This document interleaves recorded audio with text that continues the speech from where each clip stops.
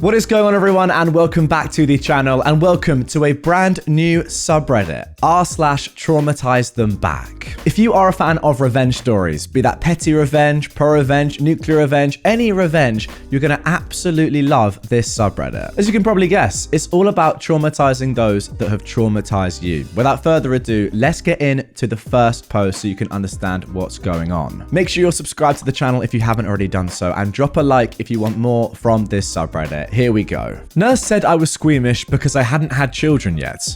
I traumatized her by telling her about the illegal medical testing I endured as a child. This happened a couple of weeks ago. My fertility doctor ordered some blood tests for me. I am a 34-year-old woman, and I went to my local healthcare clinic to get them done. I have trypanophobia, a fear of needles, which I disclosed to the nurse who'd be taking my blood. I always need to warn them because I can handle myself okay for around 10 minutes or so, but if the blood draw takes too long, I'm likely to vomit and or faint. I once very embarrassingly threw up on the nurse's shoes. The nurse looks at me like they don't believe me and asks if I have children. I say no. Keep in mind that the labels for my blood tests have the word infertility in big bold letters, but whatever. The nurse goes on about how I won't be this squeamish once I have kids. I'm pretty annoyed at this point, as I can already feel a bit woozy. So I say very coldly, I didn't used to be squeamish about needles as a kid, which is why the doctors in my home country volunteered me for medical testing and training. My parents got paid while I was used as a human pincushion for medical trainees. I specifically remember the day they taught students how to draw blood from my neck. The nurse turned white and proceeded to wordlessly draw the blood. Because they took so long, I ended up throwing up, which they had to clean up. Maybe next time they'll learn to listen to their patients. Wow, what a start to this subreddit. I mean, this nurse is going on about you having children when your chart has literally specified that you're infertile. Absolutely insane. I mean, to be fair, I'm appalled that they're judging you in any way at all. You're a nurse. Surely you shouldn't judge someone's health issues. That's ridiculous. But great revenge, and I hope that cleanup took a long time because they deserved it. So there we go. If you didn't already know, that is r/TraumatizeThemBack, but I've got a lot more posts to come in this one. Let's get into the second. Karen said, boys will be boys. So I return the favor. More than 20 years ago, when me and my sisters were still in elementary, our mum took us to a shopping mall for clothes and groceries. A major supermarket was attached to the mall. After everything was over, we stopped by the bookstore where us kids picked whatever books we wanted while she was picking educational books for both of us. The bookstore was also selling some physical discs for various softwares, including games. While both of us were looking into the games we wanted, a little boy of our age came next to us, opened up one of the discs, and poked my sister in the eye. My sister immediately started to cry her eyes out, and my mum rushed over to see what was happening. She scolded the little boy after hearing what happened, to which he got upset and went to grab his Karen of a mother. Karen comes over and demands to know who yelled at her son.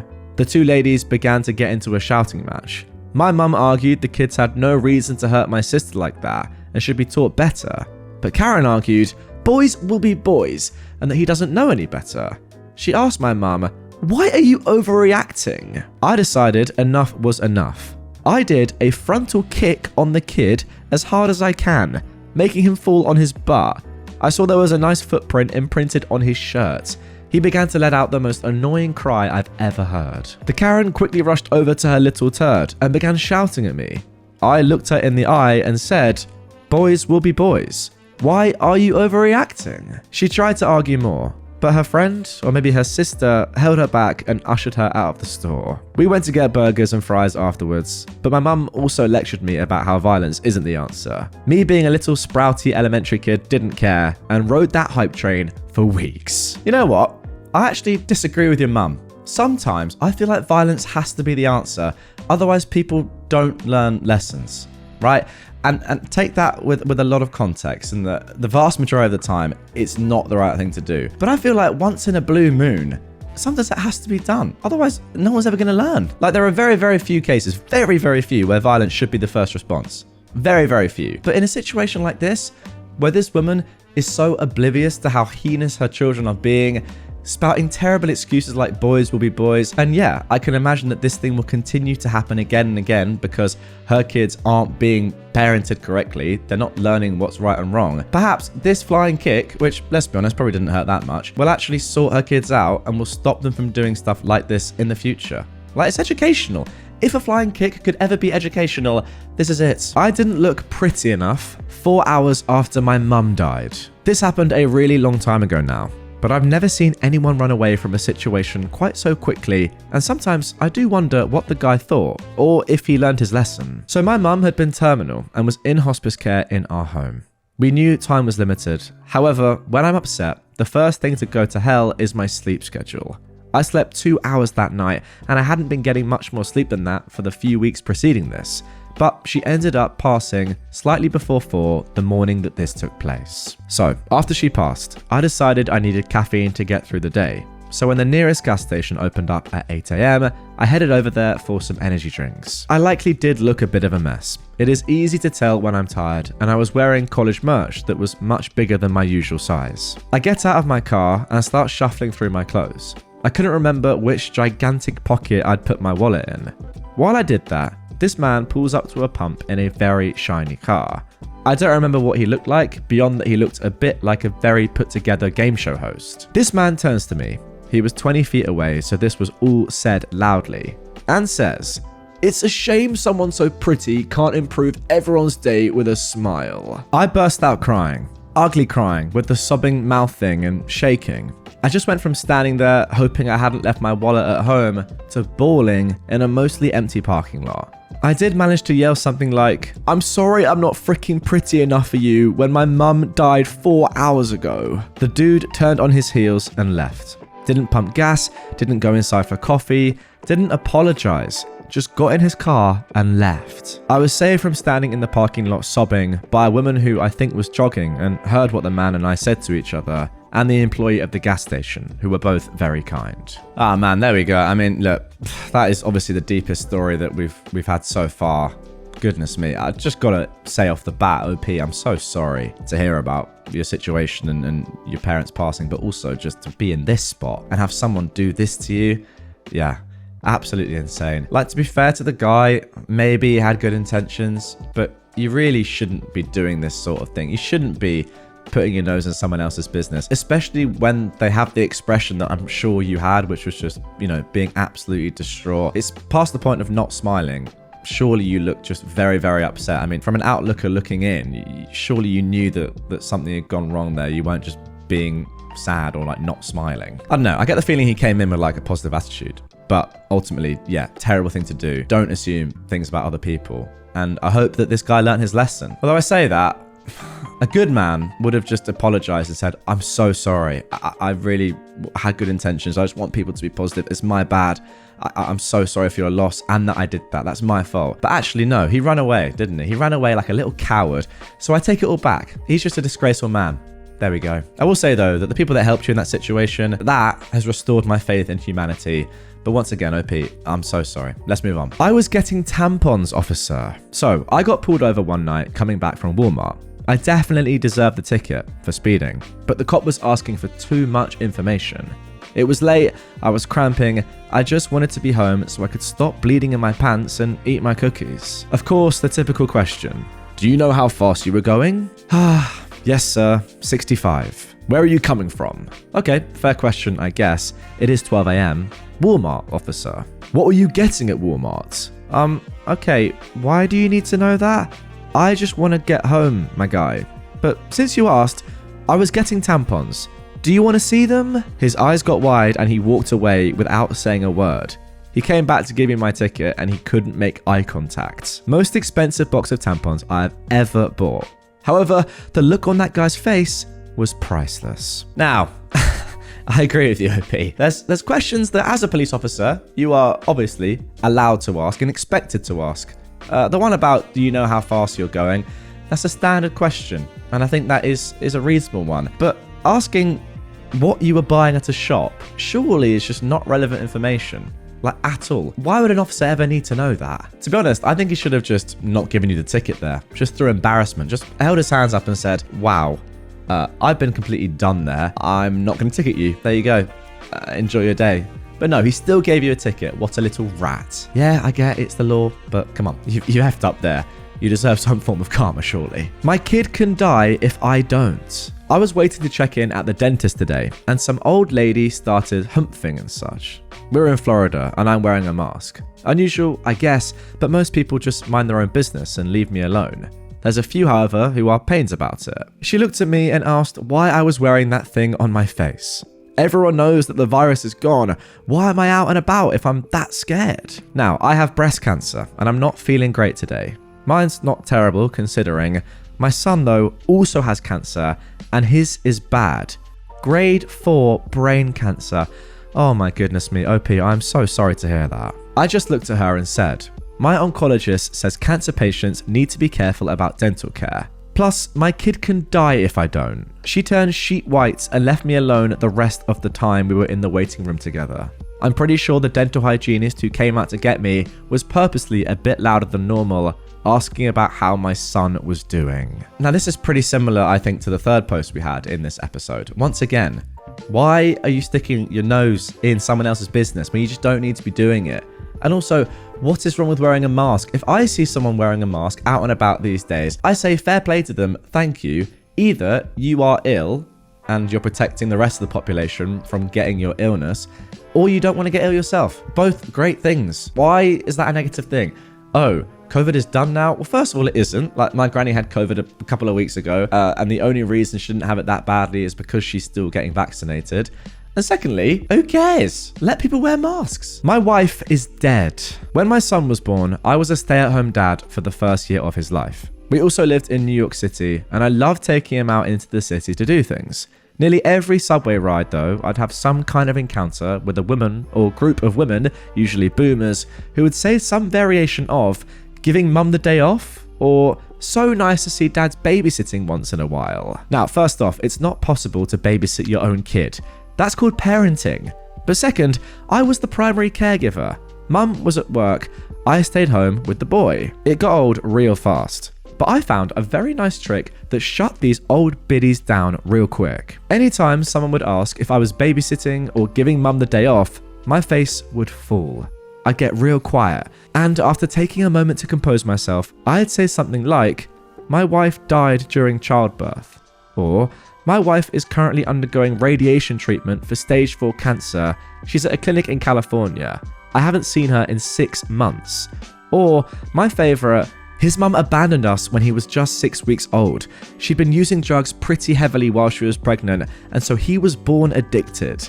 I didn't hear from his mother for months after she left, until one day I found out she'd overdosed and died. This little guy is all I've got left of her.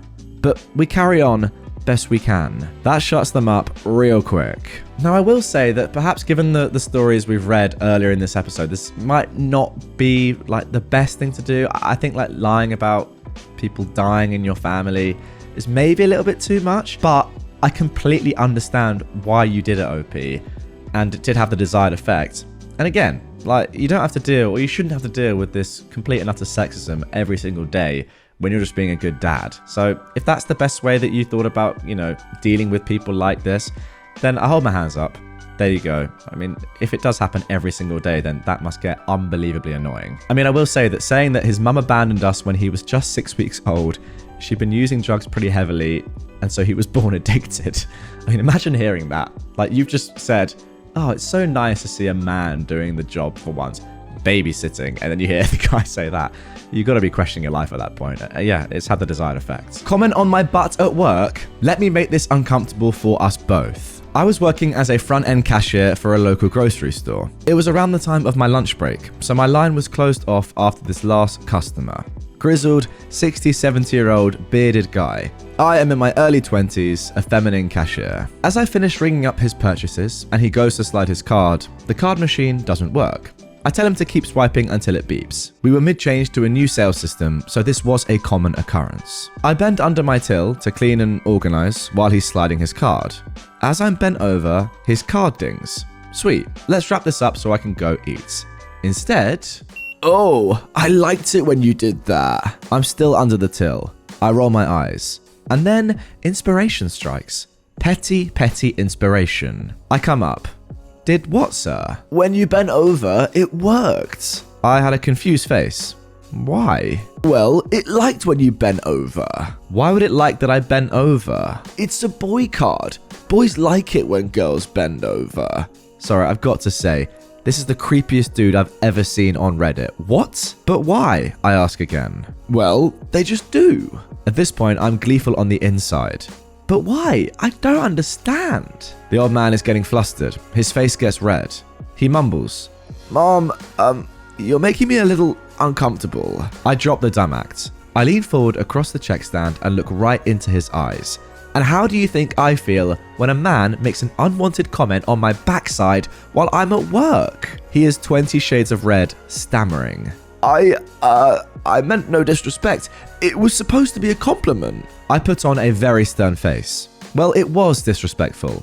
Please don't comment on women's bodies when they work. I'm so sorry. It won't happen again. He collects his bag and leaves without another word. Gleeful vindication. Good. Now maybe you won't go and harass other people at their frickin' jobs. Well, yeah, creepiest guy ever. Literally the creepiest guy ever. Well done, OP, for not just being quiet. I mean, it must be pretty, horribly uncomfortable in situations like this. And you just want to stay quiet and just say, okay, fine, I'll ring you up, go, leave the store. But no, you did the right thing. I mean, fair play. It's very brave to do that, courageous. I can't even imagine being in this situation. Just try and do your job and getting harassed by people 50 years older than you. I mean, by the way, brother, you got no chance anyway. What are you doing? Go home to your old people's home and just sit in your chair and do the Sudoku, my friend. And by the way, I quite like Sudokus. So that's not a slight on people that do Sudokus, but it is a slight on creeps. I served my sister-in-law a child's plate after she broke multiple heirloom china plates. I caught her breaking them on camera. My husband and I have family dinners at our house every month or so with our family. I have some sets of fine china that I like to switch out between the seasons that I've inherited from my grandmother. When we have our get-togethers, I serve dinner on these plates. My mother-in-law compliments them every time. My sister-in-law, however, has made comments to me that they're not her style. I honestly didn't think twice about her comments up until this past February, when one of my plates was put in the sink, broken. I chalked it up to an accident. In April, we had another dinner. This time, my sister-in-law was carrying both her and her boyfriend's plates to the sink and accidentally dropped them both. Again, no biggie at all. In May, she broke 2 more plates, and in June, she broke a plate and a cup. At this point, I was catching on. I brought up these concerns to my husband, and he brushed them off as accidents. I told my mum, and she said that she thought that my sister-in-law was doing it on purpose, and she got me a camera to put in the dining room. In July, we had dinner, and I had an opportunity arise. My mother-in-law, sister-in-law, and her boyfriend joined us for dinner. While our plates were still on the table, my mother-in-law asked how my plants were doing, and I said I'd show her.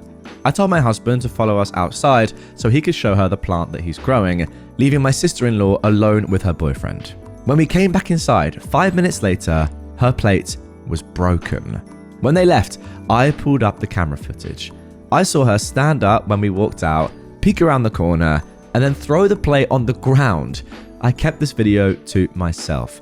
All I'll say at this point is, are you sure she's not Greek and it's just tradition? I jest. This brings me to this past weekend. We had our family dinner and we were joined by my in-laws, my sister-in-law and her boyfriend, as well as my parents, siblings and niece. I served everyone, saving evil sister-in-law for last. I brought her food out on a child's plate with a sippy cup and got those kids' silverware with the plastic handles. She looked at me confused and said, I think you mixed my plates up with your niece's plates. And I said, no. My niece is responsible enough to eat on a grown-up's plate. If you're going to act like a child in my home, I'm going to treat you like a child in my home. She tried to play coy, but I had my iPad ready and I played the video to everyone at the table. She started sobbing. She swiped the kid's plate off the table and stormed out. My in-laws both apologized and offered to pay for replacement plates, but I told them not to worry about it. Despite this, we still had a nice time. When everyone left, my husband told me I was out of line and cruel, but I told him that this has been happening for months and I've told him it was bothering me multiple times. It's Wednesday, he's still being a little cold to me, and I also got a text from my sister-in-law's boyfriend asking me if I'd apologize to her because I really embarrassed her. I sent him the video again and he left me on red. My husband just called me to ask if I was taunting her boyfriend because his sister called him crying that I was. Now, somebody has asked in the comments down below, inquiring minds need to know, why would she break your plates? Because she doesn't like to eat off something that's not her style? Yeah, I agree. That is one of the weirdest things I've ever heard. How can you have a style of plate that you like or dislike at someone else's house? Opie replied, I would like to know too. I'll probably never get a straight answer though. My husband apologized, and now we're bouncing back and forth off of the whys, and we're kind of circling around to the boyfriend. My in-laws say that's when they've noticed a behavior change. She's gotten into trouble since dating him. They act like teenagers. My husband is saying exactly what I was thinking was happening. He's trying not to blame or pin anything on her because she has been behaving differently over the past few months. She got caught shoplifting, and her boyfriend also got caught stealing and went to jail. No diagnosis that I've ever known of, but the family is now saying there could be a deeper issue or possibly a substance issue. Someone else also commented, I'm glad that your husband apologized. What made him come around, if I may ask? OP said, my mother-in-law. At least I'm assuming. She texted me that they were on the phone when he was on his way home. That's my bet. I really want to talk to him about all of this, but I don't want to overwhelm him, especially because he's been a little distant. I think the whole thing is overwhelming for him. He told me his sister called him 4 times. I'm keeping it low-key for now, but I'm going to try and get some answers about the plate breaking. All right, then there we go. Quite a long story. The good thing about r/TraumatizeThemBack is that you do get some short, fun posts. I don't know if fun's the best word there, but snappy little ones that you don't have to concentrate on too much. And then you get some longer, more in-depth ones like this. I just want to know what is wrong with the plates. I really do. How can the style of a plate have that much of an effect on someone's life to the extent that they want to break them? I mean, absolutely insane. Shout out your mother-in-law, by the way. Like, what a goat. Saying, you know what, I know what's going on here. Here's a secret camera. Set it up. Let's watch this back together. Oh, actually, it was your mum, wasn't it? But still, I feel like your mum and your mother-in-law both did well here. Your sister-in-law, less so. I do kind of feel like your husband, though, took a lot of convincing here. When she'd broken 6 or 7 pieces of heirloom china, yet, apparently, according to him, you're in the wrong for embarrassing her. Where's the logic there, my friend? I mean, yes, it's good that he's come around, but it should not have taken him that long. And now for our final r/TraumatizeThemBack of this episode. Mother tries to spank teenager and regrets it. I'm well into being an adult today, and this is a story of how I stopped my mother from ever spanking me again. My mother has always been fond of physical punishment. She's a pusher, slapper, hit with random objector, and a spanker. I got spanked a lot for things I did, and things that she perceived I did. She spanked me well into being a teenager as well. I was 16 or 17 at the time, and my wet towel from showering was on my bed. My mother always lost her mind over not hanging a towel properly, and frankly, this was a mistake I made often. She came in while I was dressing, saw the towel, and she immediately grabbed and spun me to start spanking. I'll never know what devil took over, but it was a devil that had been needed much sooner in my life. Instead of crying out in pain, I said, and I can't quite believe I'm about to do this, guys, but I will, and I'm going to give it my all here. Oh! She was confused and asked, what sort of smart-ass response was that? My response was, well, after so many spankings, I was wondering when I would start to enjoy it. She looked horrified, left my room, and I called down the hallway, come back, we can take our relationship to the next level. I was never spanked again. I cannot believe I've just read that. That is obviously going to be the conclusion of this episode immediately. Well, despite the fact that I just actually cannot believe what I've just done there, and I'm really sorry if any family members are watching this or listening to this. It's probably my lowest moment in my life so far. That is the perfect example of r/TraumatizeThemBack. Your mum now, surely, is living with that trauma. In the back of her mind, yes, she might have thought you were joking long term, but she's always going to have those lingering doubts. Did my son enjoy sexually me spanking him? Makes you think. Really, really does. Anyway, guys, that is going to do it for this episode. The first ever episode of r/TraumatizeThemBack. Really hope you enjoyed it. A brand new subreddit. One of you actually commented on a community post of mine telling me to look at this subreddit. You know what? I'll put the comment on screen now. Shout out you, my friend, because without that comment, I'm not sure I would have found it. So that leads me to ask you guys, all listening and watching right now, what is your favorite subreddit? Do you have one that I've never covered before? If you do, and you want to see an episode on it, get it in the comments down below. I'll have a look through. That is the best way to see your favorite subreddit on this channel.